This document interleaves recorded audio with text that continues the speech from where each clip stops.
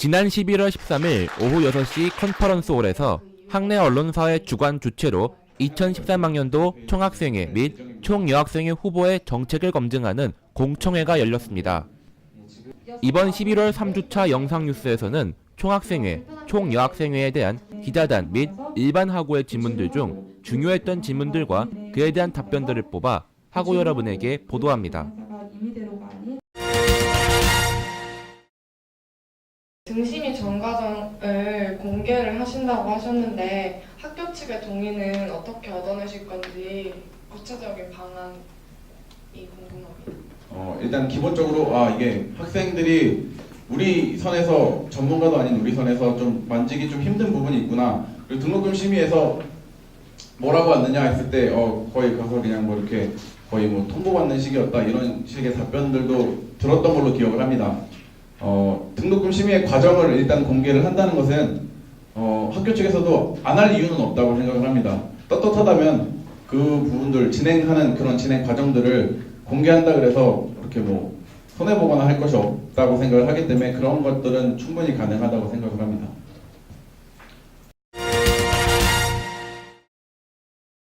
휴먼 선본위원장께서 이 공청회를 보이콧하셨었는데 지금 이 자리가 내세운 공약을 학우들에게 검증받는 자리고 공청회가 근데 이런 공청회를 피하려 했던 의도와 그리고 그게 공약에 대한 책임 회피가 아닌가.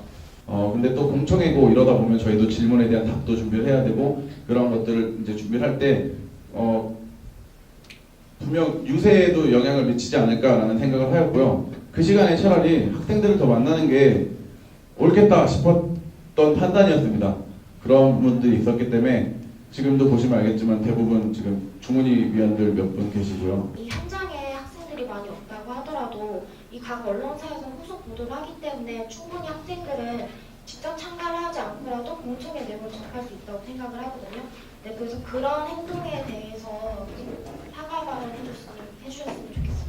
계속 학우를 만나다 보니까 당장 이렇게 만나는 것들만이 사실 좀 저희도 학우들을 이익에 만나는 거라고 생각을 했습니다. 왜냐하면 이제 그 가시적인 부분들이 분명 크잖아요. 그래서 그리고 이제 보도나 이런 부분들에 대해서는 저희가 이게 앞으로 어떻게 보도될 것인가에 대해서는 일단 저는 후보자인데 제가 들은 적은 없고요.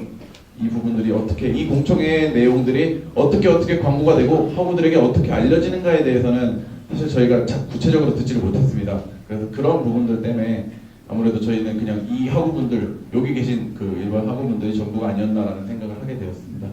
네, 그 부분에 대해서는 저희가 사과 말씀드리도록 하겠습니다. 제가 알기로는 그 이전에 공대 학생 회장을 하셨고 지금 그 예산의 결산에 있어서 지금 문제가 아직도 있다고 저는 알고 있습니다. 그래서 그 부분에 대해서 지금 해결이 끝났는지 그것에 대해서 좀 답변을 듣고 싶습니다. 문제가 되고 있는 그 66만 원을 너희들이 왜 썼느냐에 대해서 지금 굉장히 좀 오랜 시간 후에 저희도 이제 다시 좀 돌아보게 되었어요. 저희가 OT를 다녀와서 그리고 OT 그 준비단이 해체하기 전까지의 그 식사가 사실 포함이 되어 있었습니다. 그래서 저희는 그때 이제 단원이 의결을 통해서 그렇게 식사를 하고 해체를 합시다. 남은 그 이후에 남은 금액은 그럼 어디에 쓸까 했을 때 72만 원 정도였습니다. 그 식사 이후에 남은 게. 그래서 그 72만 원은 어떻게 쓸까 나눠줄까 하다가 이후에 있을 공대 최전에 쓰자라는 결론을 내려서 단원이 의결을 통해서 넘어갔던 상태였습니다. 그래서 저희는 10월 달까지 그 부분에 대해서는 아무 문제 제기가 없어서 저희는 학우분들께서도 다들 인지하고 계셨다라고 생각을 했었는데, 그러니까 OTB를 이제 연예인 위주의 그런 행사에서 벗어나서 그래서 이제 좀 더 학우들을 위한 것으로 쓰이겠다라는 명목으로 그 OTB를 줄여서 그래서 이제 그걸로 이제 그 예산을 만드신 걸로 알고 있는데,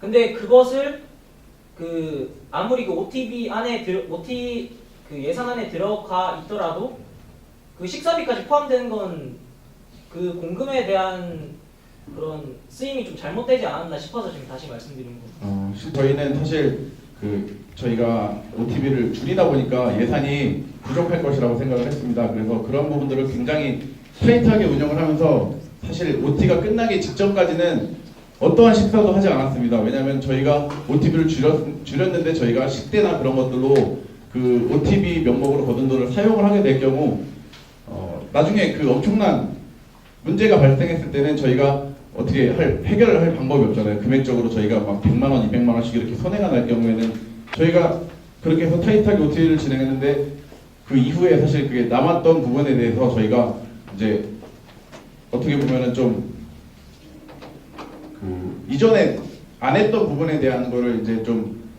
해야겠다라는 그런 생각들도 아마 있었던 것 같아요. 그 회의 의결하는 과정에서. 왜냐하면 저희가 또 이제 OT를 그렇게 기획한 것만 해서 그친 게 아니고 이제 직접 저희가 다 여장을 분장을 하고 공연을 또 한 상태입니다. 저희가. 그래서 그 부분들에 대해서는 저희가 뭐 여전히 뭐 공과 사를 얘기를 하냐면은 그거는 저희가 계속 공으로 봤던 부분인데요. 정말 궁금한 건 이제 후보님께서는 그때 그 상황에 대해서 뭐 그걸 좀 안 좋았던 판단이라고 생각하시는지 아니면 그 판단 자체는 괜찮았다고 생각하시는지 그 입장을 명확히 좀 듣고 싶습니다. 그때 당시에는 정말 만장일치로 통과가 됐습니다. 사실 왜냐하면은 문제될 게 없었다고 생각을 했고요. 그 부분조차 저희는 공이라고 생각을 했습니다. 시간이 지났고 그 당시에는 굉장히 OT 직후였어요. 굉장히 직후였고 왜냐하면 저희가 27일 날 OT를 마무리하고 28일 날 다들 했던 걸로 기억을 합니다. 잘못이 됐냐에 대한 부분은 문제가 될 수도 있다는 생각을 하고 있습니다. 근데 그 당시에는 그런 생각은 전혀 안 했고요. 지금은 그래서 학우분들이 왜냐하면 그 당시에 저희가 3월 6일 날 결산을 했었고 이후에 거의 한 7, 8개월 동안 아무런 일이 없었는데 학우분들께서 지금 너네 이거 문제 있다 했을 때 저도 다시 돌아보게 되었고요. 그러한 부분들에 대한 지적은 충분히 공감이 가는 부분입니다. 여성과 남성이 다르기 때문에 발생하는 그런 불편함들에 대해서는 반드시 고려해야 한다고 생각했습니다. 그래서 저희는 총 여학생회의 여성여로 인식했고 그리고 총 여학생회의 선거권자와 피선거권자가 모두 여성이기 때문에 그 타당성이 입증된다고 생각했습니다. 민주사회에서는 다수의 의견을 먼저 존중하기 때문에 공학대학에서는 아무래도 여성 복지가 우선순위에서 뒤로 밀릴 수밖에 없다고 생각했습니다. 그래서 이런 부분을 다뤄줘야 하는 중앙기구의 필요성을 느꼈습니다. 저희가 공학대학 중에서도 여학생 복지가 굉장히 안 돼 있는 편입니다. 그래서 예를 들더라도 공대에 여자 화장실이 많이 설치되어 있지 않은 점, 아무리 여자가 없다 그래도 한 층에 한 칸밖에 설치가 되어 있지 않고 생리대 자판기도 많이 설치가 되어 있지 않고 그런 식의 여전히 부족한 여학우 복지도 한 이유라고 생각하고요. 네, 총학과의 관계에도 한 문제가 있다고 봅니다. 총학이 뭔가를 좀 긍정적인 사업을 할 때는 저희 총여도 적극적으로 협조를 해주고 도와주는 반면에 견제의 역할도 어느 정도 필요하다고 보기 때문에 그런 점에서 저희는 아직까지는 총여의 필요성을 주장하고 있습니다. 제가 알기로는 2007년도였나? 교내에서도 성폭행 비슷한 사건이 일어났었다고 알고 있습니다.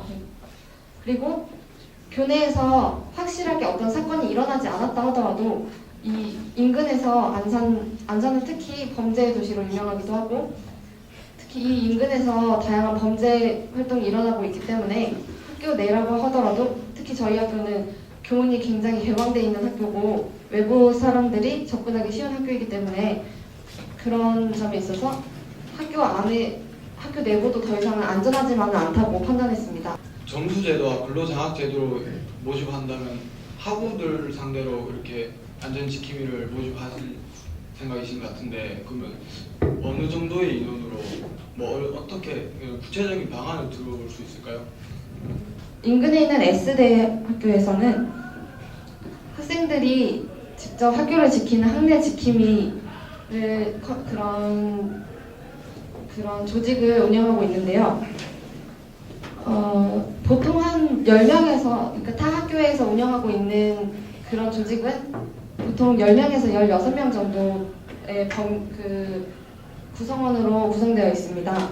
그리고 저희가 생각했던 그 운영 방안으로는 학생들이 직접 운영하는 운영 방안으로는 학생들이 직접 그런 어떤 사건이 있을 때 그 예를 들어서 범죄가 일어났을 때 그 범죄자를 때려잡지는 못하더라도 인근에 있는 경비 봐주시는 그 분들에게 말씀을 드린다거나 경찰서에 신고한다거나 이런 것만으로도 충분히 그 범죄 예방 효과가 있다고 판단했고요.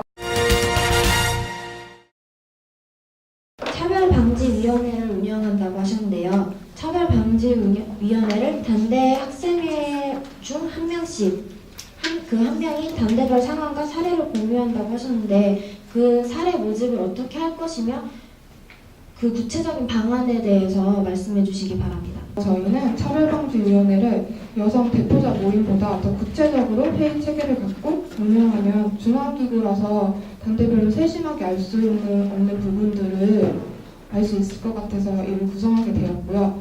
만약에 저희가 당선이 돼서 차별운영위원회를 꾸리게 된다면 단대 대표자들에게 정식 제안할 예정이고, 그리고 또 새내기 새로 배움터 이전에 운영을 시작해서 세터에서 필요한 성폭력 방지 교육과 남녀 혼수 금지 방안에 대해 세심하게 준비할 예정입니다. 네, 추가 질문 드리겠습니다. 그럼 문제가 만약에 발생이 된다면 강제적 제재와 같은 대책을 어떻게 마련할 것인가에 대해서 실효성이 있는가 질문드리고 싶습니다. 강제적 제재보다는 이거는 함께 토론하며 같이 개선해 나가자는 기구이기 때문에 특별한 강제적 조치보다는 캠페인이나 같이 얘기하는 토론 형식으로